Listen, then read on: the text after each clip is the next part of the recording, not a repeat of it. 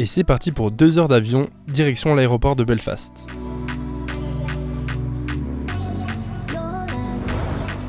À la douane, on me prend à l'écart et on me pose plein de questions. Est-ce que je voyage seul? Qu'est-ce que je fais ici? Ou encore, où est-ce que je dors? Je leur explique ma situation en leur disant que je suis seul et que je voyage pour visiter et prendre des photos du pays. Suite à quoi, ils me laissent enfin partir. Bon, en même temps, je peux comprendre que je sois suspect, il doit pas y avoir beaucoup de jeunes qui partent visiter seuls l'Irlande du Nord en décembre. Enfin dehors, je monte dans un taxi, direction mon bed and breakfast pour cette nuit.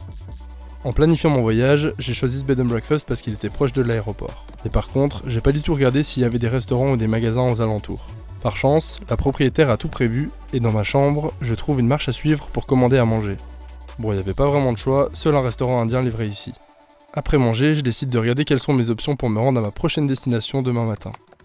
Cette fois-ci, encore une mauvaise surprise, parce que je me rends compte que demain on est dimanche et que pour les petites liaisons, il n'y a pas de transport public disponible. Là, je commence un peu à flipper et à me dire que ça va être compliqué pour me déplacer dans ce pays. Je regarde aussi des sites de location de voitures, mais pour les moins de 25 ans, le prix est triplé, ce qui me reviendrait à 2200 livres au total pour mon séjour. Bon, il commence déjà à faire tard, donc j'abandonne mes recherches et décide d'aviser demain matin. Ce matin, réveil tôt, je prends mon petit déjeuner et me mets à la recherche de mon moyen de transport. Pas question de prendre le taxi parce que j'ai 50 minutes de route et ça me reviendrait donc beaucoup trop cher. Finalement, je décide de regarder sur Uber s'il n'y a pas des chauffeurs disponibles dans les alentours et par chance, à peine ma demande envoyée, un chauffeur l'accepte.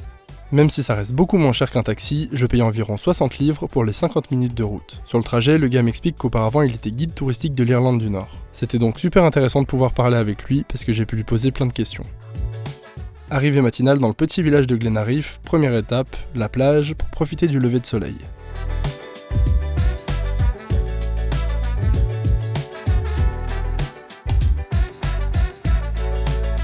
Au loin, c'est l'Écosse, qui d'après mon chauffeur n'est qu'à 20 km de là.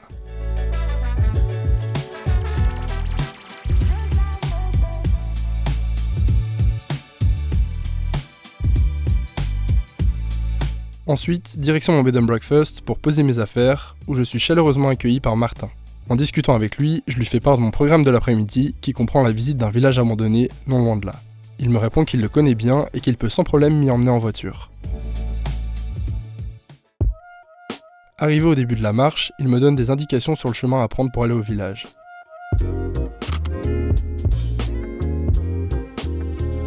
Les collines ici regorgent de lapins. Je pense que j'ai dû en voir une vingtaine sur moins de 100 mètres.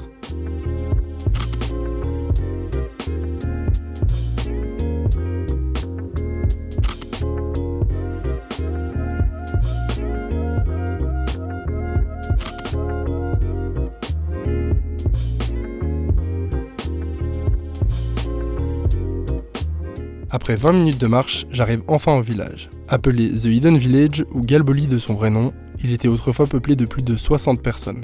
Aujourd'hui, il est laissé à l'abandon, et c'est d'ailleurs ce qui fait son charme.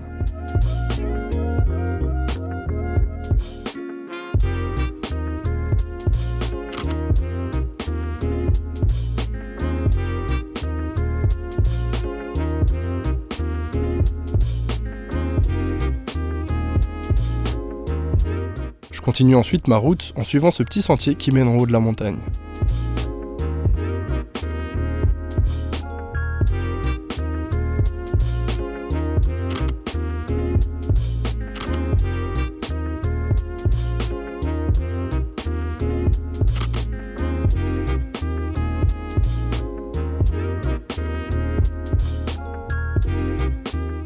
Une fois en haut, des pâturages à perte de vue.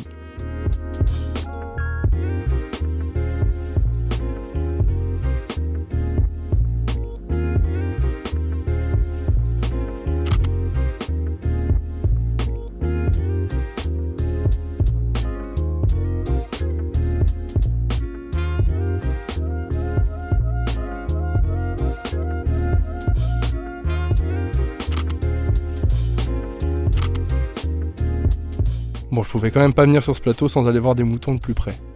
Malheureusement, ils sont plutôt craintifs, sûrement habitués à pâturer seuls au sommet de ces falaises.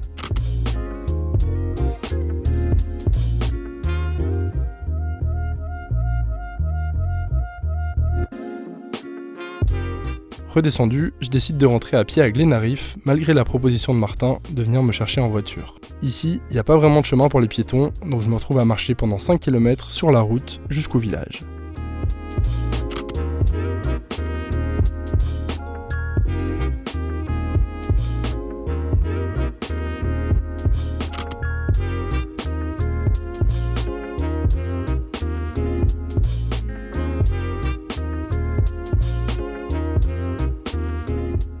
Petit passage à la petite épicerie du coin, qui est d'ailleurs la seule de tout le village, pour m'acheter de quoi me faire des sandwichs, mon premier repas de la journée.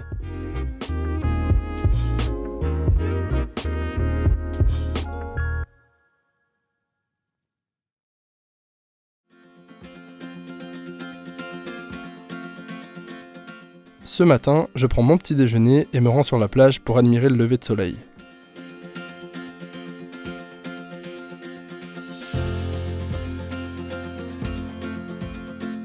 Martin m'amène ensuite au Glenarif Forest Park, ce qui m'économise 7 km de marche pour m'y rendre. Ce parc, classé réserve naturelle nationale, propose une balade de 5 km le long de cascades au cœur d'une végétation presque tropicale.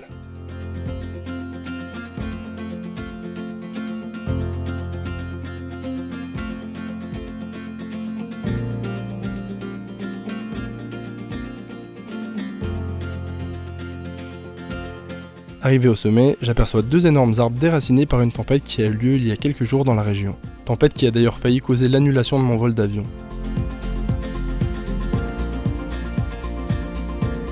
Du sommet, la vue est magnifique. La vallée se réveille peu à peu, illuminée par les premiers rayons du soleil.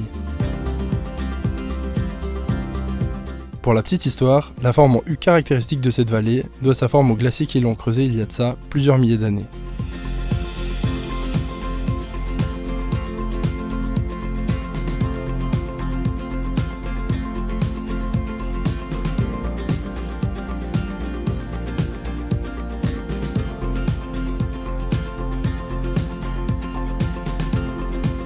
Finalement, je redescends à Glenarif par une petite route que Martin m'a conseillé de prendre car peu empruntée par les voitures et donc moins dangereuse pour moi.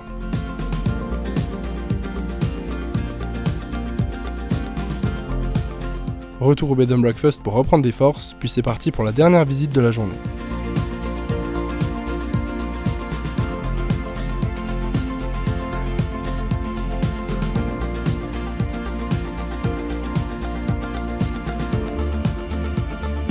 Je retouche ensuite mes photos de la journée et dodo.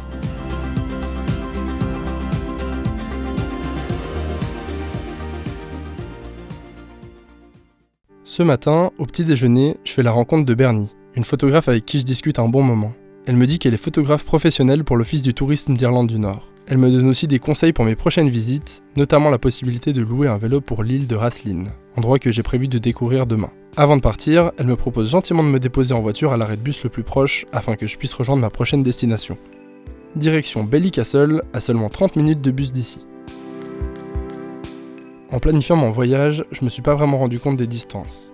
Pour le bed and breakfast de ce soir par exemple, je dois traverser la ville entière pour pouvoir m'y rendre. Pas super pratique. J'arrive enfin dans le quartier de Clarecourt où Sean, le propriétaire, m'accueille gentiment. Je dépose mes affaires et sans perdre de temps, je reprends la route pour le château de Kimbanay. Le château est à 1 heure de marche du bed and breakfast. Pour m'y rendre, je suis la route, puis un petit chemin qui, l'air de rien, me mène au sommet d'une falaise avec une vue magnifique.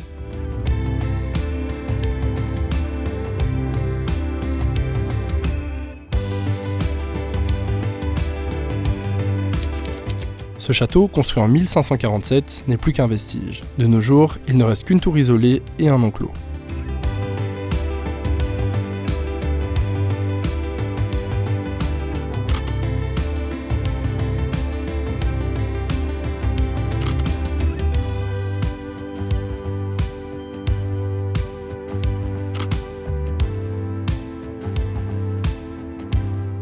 J'aimerais bien aller là-haut. Faut que je vous montre le chemin, c'est horrible. Bon, à la caméra on se rend pas vraiment compte, mais c'était vraiment flippant.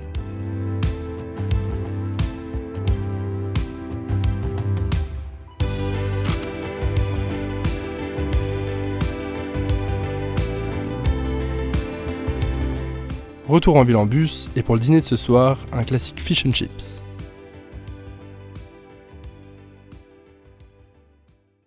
Aujourd'hui, réveil matinal pour me rendre sur l'île de Raslin, qui se trouve à 30 minutes de ferry du port de Ballycastle. Direction donc le port pour prendre le tout premier ferry de la journée.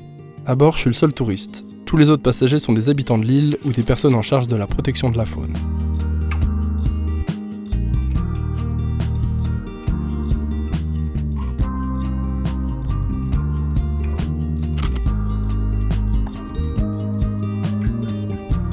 Je me rends ensuite vers une boutique où j'ai vu qu'il était possible de louer un vélo. Sur place, je me rends compte que c'est fermé pour la saison 2024. Pas le choix, ce sera une visite à pied. Même si je commence à avoir l'habitude, ça me limitera sur les endroits que je pourrais visiter, l'île faisant plus de 7 km de long.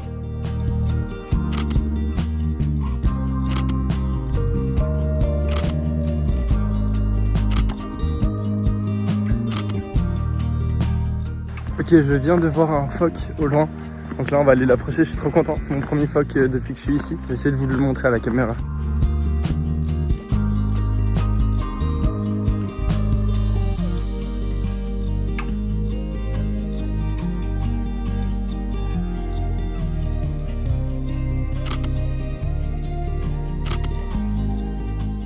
Bon, c'est l'heure de manger et comme d'habitude, j'ai pas prévu de pique-nique. Par chance, un restaurant est encore ouvert à cette période de l'année. Heureusement parce que c'est d'ailleurs le seul qui l'est encore. Pour changer, je prends un fish and chips qui est d'ailleurs bien meilleur que celui de la veille.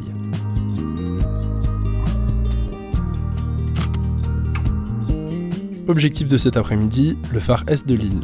Au total, l'île en compte 3, mais étant donné que je suis à pied, c'est le seul que je suis allé voir. À mon arrivée, je suis un peu déçu, le phare est une propriété privée qui ne se visite pas. Mais c'est pas grave, ça m'empêche pas de le prendre en photo.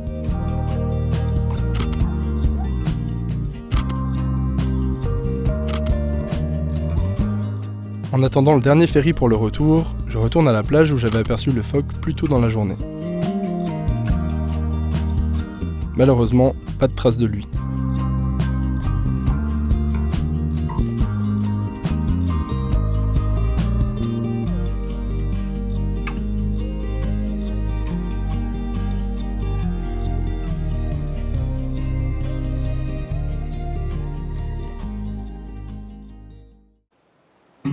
Aujourd'hui, je pars découvrir une célèbre allée d'hêtres plantée en 1775.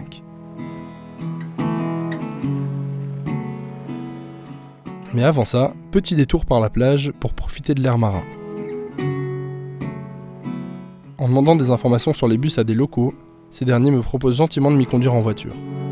Les Dark Ages sont devenus mondialement célèbres après avoir servi de décor pour la Route des Rois dans la série Game of Thrones.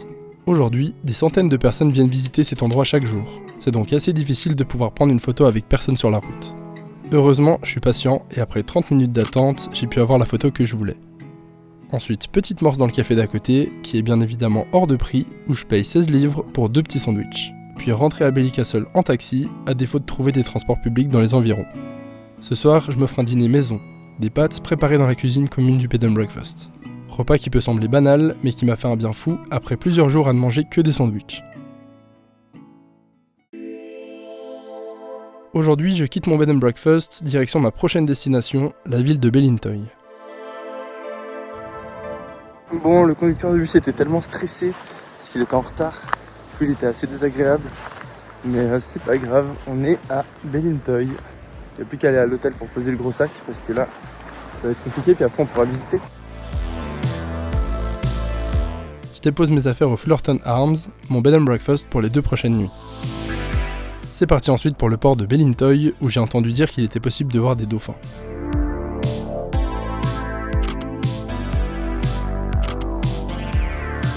Sur la route, je fais une petite halte sur cette plage de sable fin.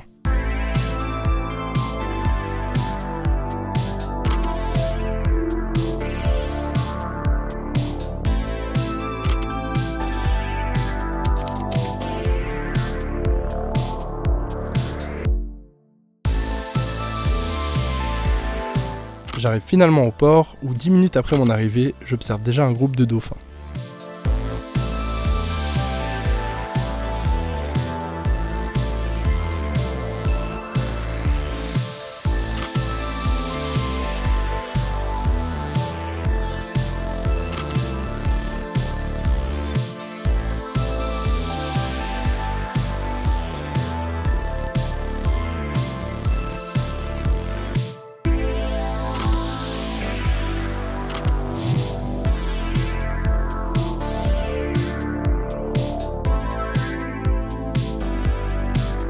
Pendant mon voyage, j'ai été surpris du nombre de cheminées qui rejetaient une fumée noire et une odeur très forte dans la rue. Il semblerait que ce soit dû au fait qu'une grande partie des habitants se chauffent encore au charbon.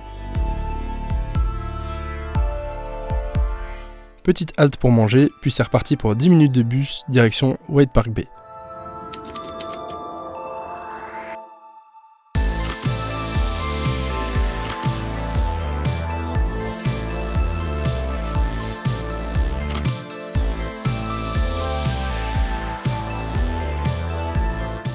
J'imagine qu'ici c'est normal, mais moi j'avais jamais vu des vaches être au bord de la plage comme ça.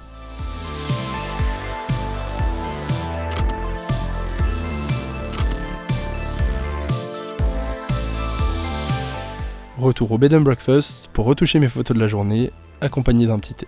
Puis repas du soir et dodo.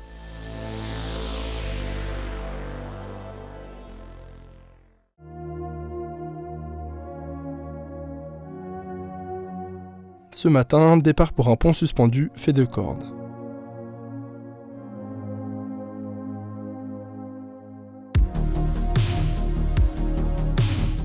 Contrairement à presque toutes les activités que j'ai fait jusqu'à présent, l'accès au pont est lui payant.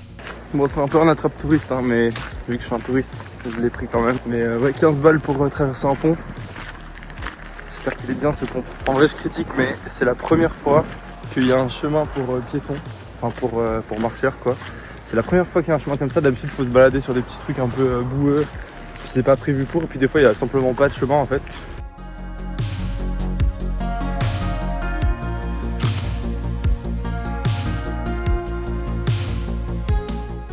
Ce pont, construit en 1755 pour faciliter l'accès aux pêcheurs, nous amène sur une petite île nommée Carrick-Redday, qui signifie « le rocher sur la route » en gaélique écossais, référence au fait que l'île se trouve sur le chemin des saumons migrateurs. Les poissons, qui remontent chaque année les côtes pour retourner dans leur rivière d'origine, ont fait de cet endroit l'un des principaux sites de pêche au filet depuis le milieu du XVIIe siècle.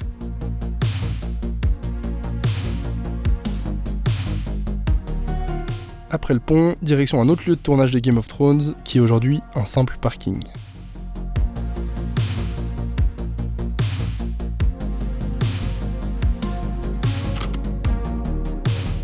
Plus bas, j'aperçois l'île des moutons.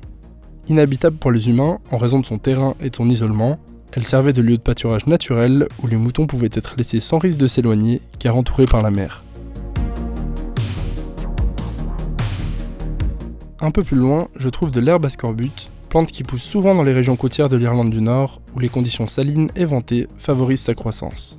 Elle était autrefois utilisée par les marins pour soigner le scorbut, une maladie causée par une carence en vitamine C, due à leur alimentation limitée en fruits et légumes frais lors de leur long voyage en mer. Pour finir ma journée, je reprends la route, direction un point de vue sur la côte. Bon, je suis enfin sur le trottoir. Mais les endroits comme ça, là, c'est hyper dangereux parce que dans les deux sens, les gens ne voient pas. Il y a une espèce de petite colline.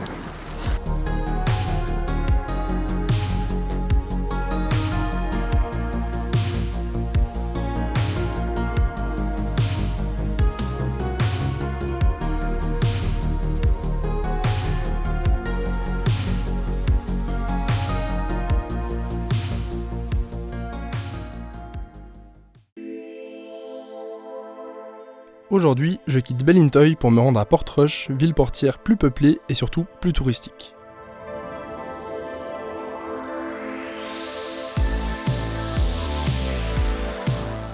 Arrivé au North Coast Motel, où comme pour tous les autres endroits où j'ai dormi, je suis bien accueilli.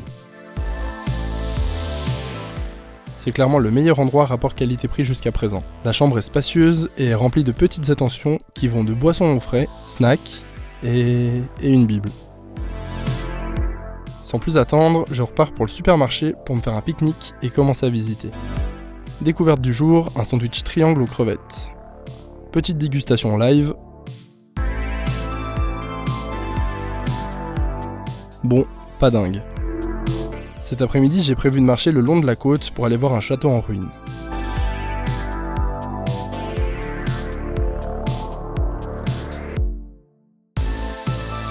Pour une fois, il y a un trottoir au bord de la route, ce qui est assez agréable.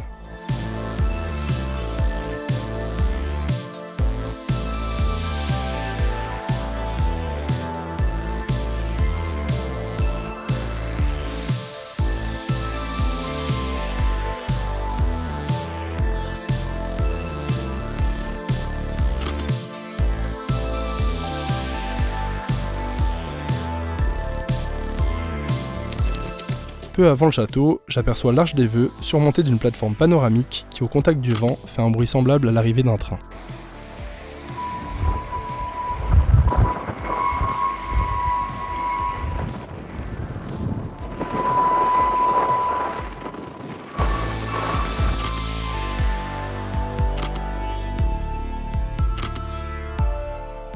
J'arrive finalement au Dunluce Castle où je paye 6 livres pour pouvoir visiter.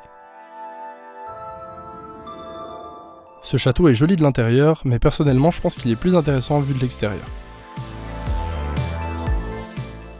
En planifiant ma visite de château, j'ai vu qu'il était possible de descendre sur cette plage pour pouvoir l'observer d'en bas. Malheureusement, dû à des éboulements de terrain, l'accès à la plage a été interdit.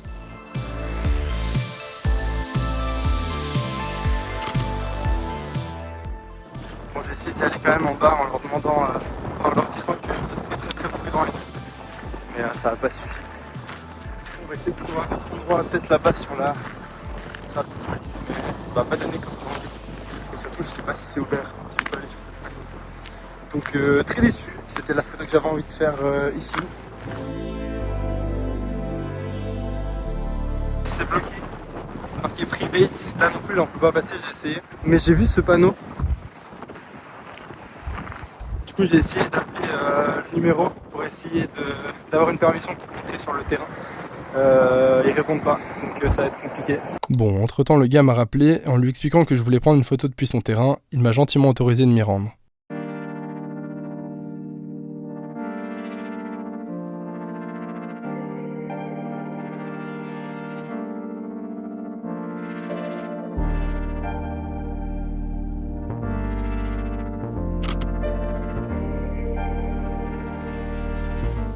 Le soleil n'étant pas encore couché, je décide de continuer ma route, direction la chaussée des Géants.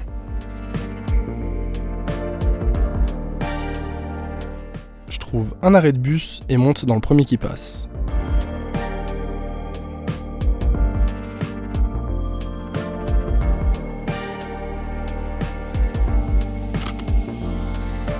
Après 10 minutes de marche, me voici au Giant's Causeway.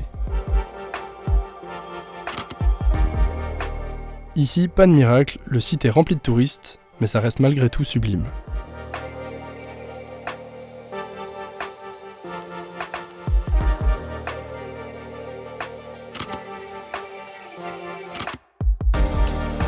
Bon, les photos me convenaient pas trop, et en plus il y avait plein de gens dessus, donc j'ai décidé d'y retourner demain matin.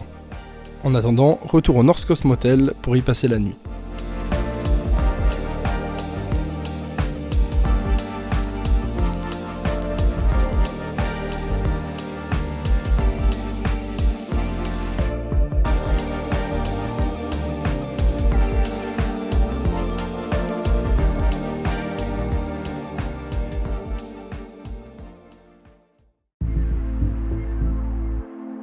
Ce matin, je me réveille avec un beau ciel bleu qui m'attend dehors. C'est donc le temps idéal pour retourner à la chaussée des Géants.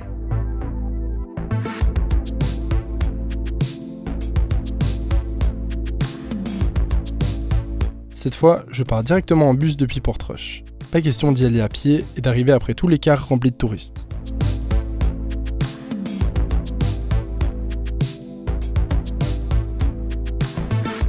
Mes efforts payent car je me retrouve seul sur le site avec une météo légèrement meilleure qu'hier.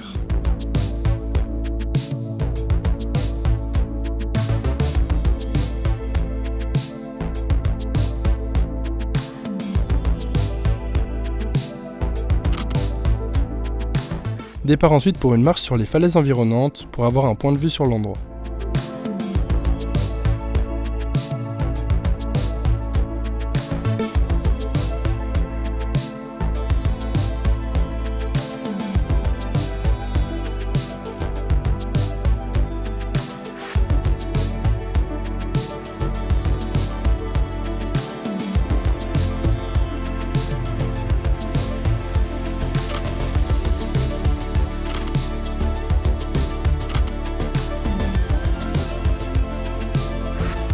Content de mes photos, je reprends le bus pour White Rocks Beach, plage très prisée en été mais désertique en décembre.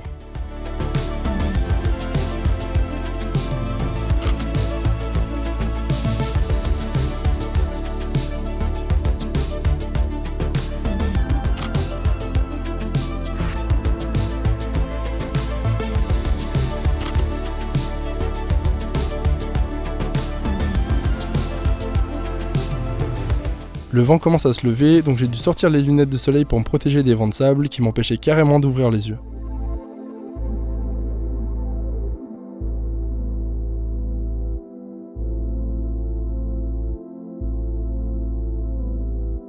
Au loin, c'est la ville de Portrush que je décide de rejoindre depuis la plage.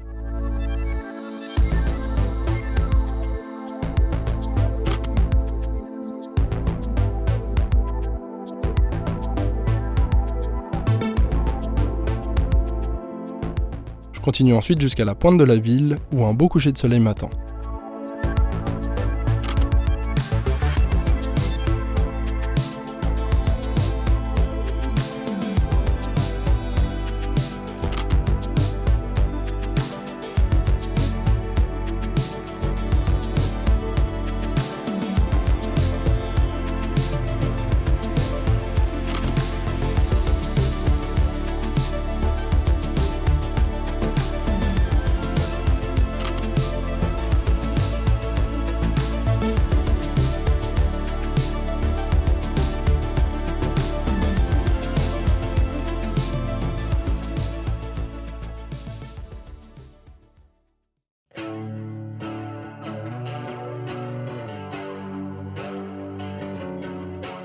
Aujourd'hui, départ du motel pour me rendre en bus dans la gare de Coleraine, depuis laquelle je prends un train pendant un peu plus d'1 heure direction la ville de Derry.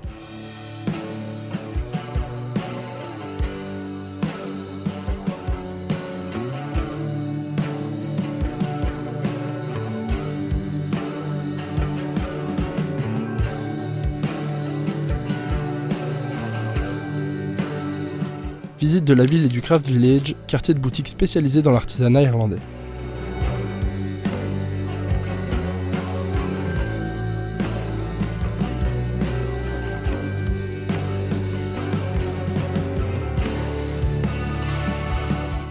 Arrivé ensuite à l'appartement, situé en plein centre-ville, dans lequel j'ai un frigo où je peux mettre ma nourriture pour le séjour.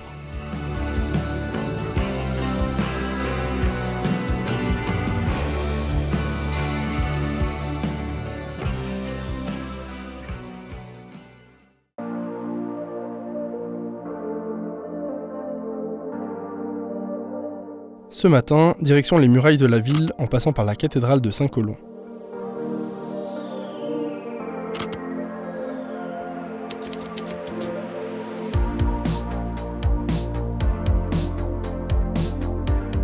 Les murs de la ville, construits entre 1613 et 1618, sont remarquablement bien préservés.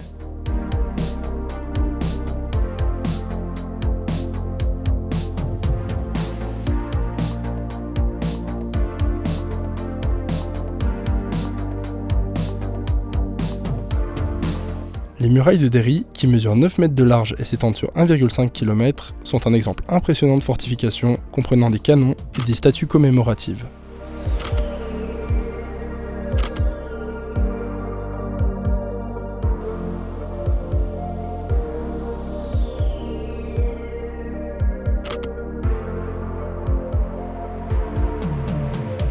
Un peu plus loin se trouve le pont de la Paix qui traverse la rivière Foyle. Inauguré en 2011, il symbolise la réconciliation entre les communautés ionistes et nationalistes de la ville historiquement divisées.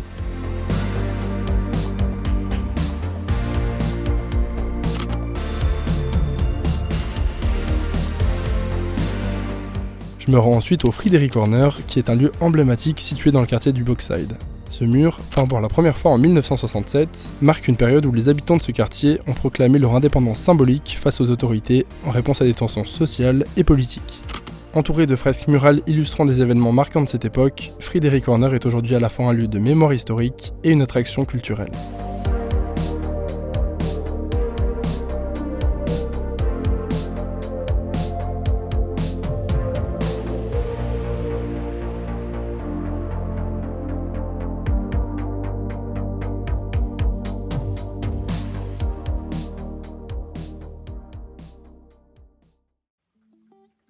Aujourd'hui, départ de Derry pour me rendre à Newcastle, ma prochaine destination. C'est de loin le plus long trajet de tout mon voyage, car ça revient à traverser tout le pays. Je prends donc le train direction Belfast.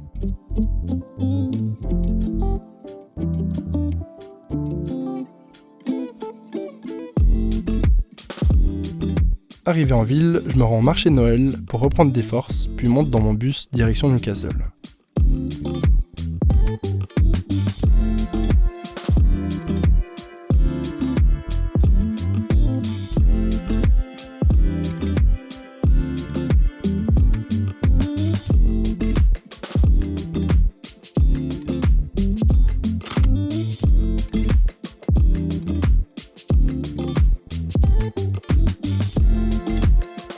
Après cette longue journée de transport, j'arrive enfin à mon bed and breakfast, accueilli par un sapin de Noël dans ma chambre.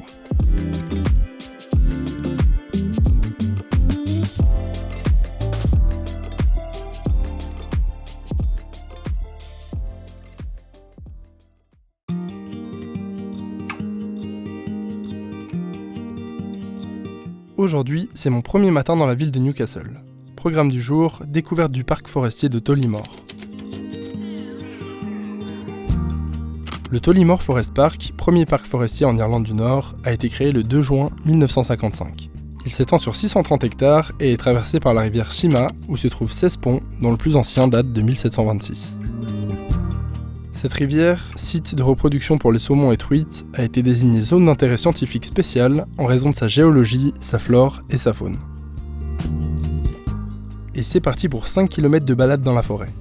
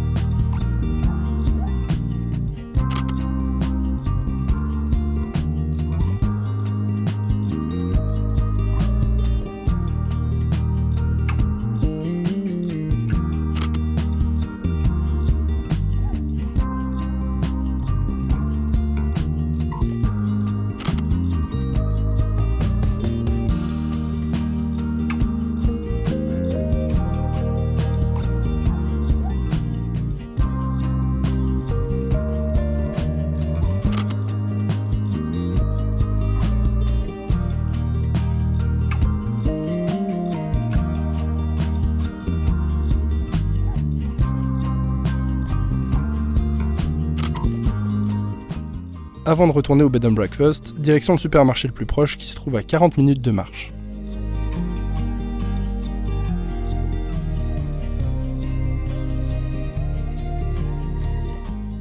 C'est le premier supermarché qui avait tout, donc j'ai profité pour faire des stocks de nourriture et de pain pour pouvoir me faire des sandwichs.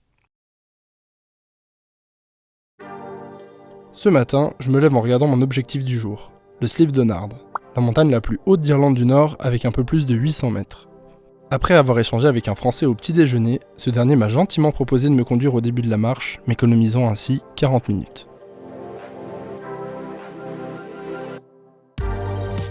L'ascension commence.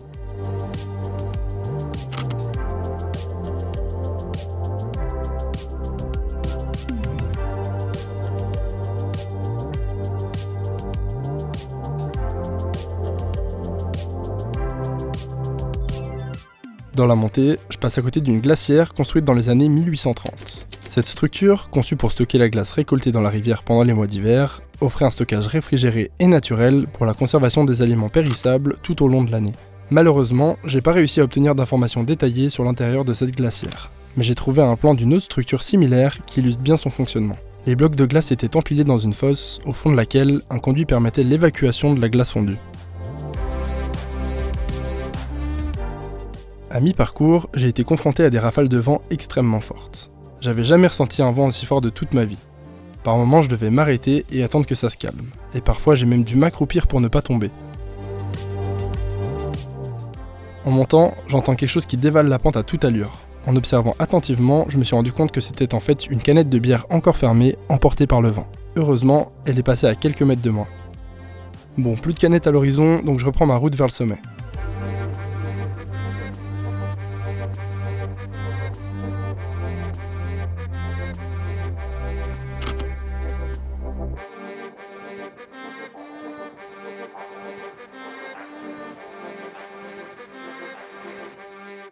Ça y est.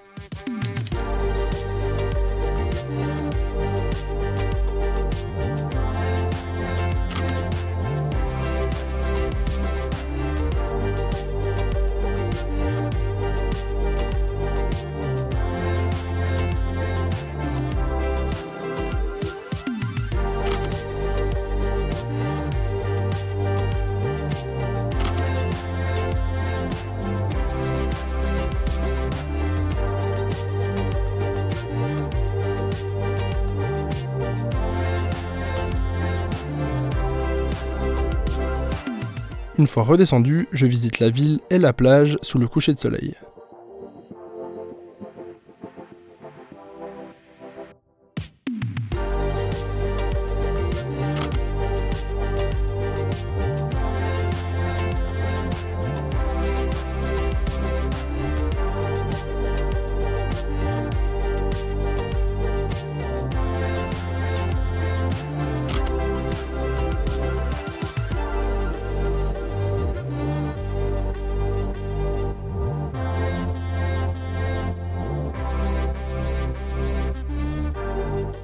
Ce soir, c'est sandwich à la raclette et au jambon.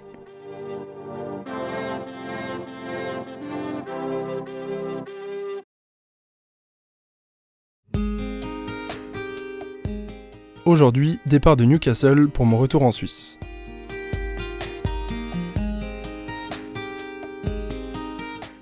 Je retourne une dernière fois vers la plage et m'assure de bien lire les informations de sécurité affichées.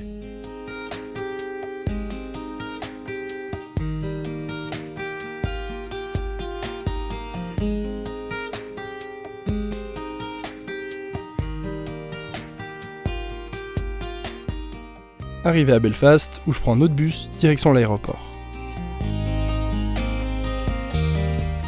Voilà, mon voyage est déjà terminé. Pour conclure, je dirais que j'ai vraiment aimé visiter ce pays, d'autant plus qu'en décembre, la plupart des sites touristiques sont déserts. Les gens ici sont très chaleureux, et à chaque fois que je discutais avec quelqu'un, je me retrouvais face à une personne prête à offrir son aide avec bienveillance. Concernant le coût, je dirais qu'il est plus que correct, je suis en réalité resté 21 jours, et pour les bed and breakfast, j'ai payé un total de 1200 livres. Pour les activités, comme vous avez pu le voir, la plupart étaient gratuites, donc j'ai presque rien dépensé.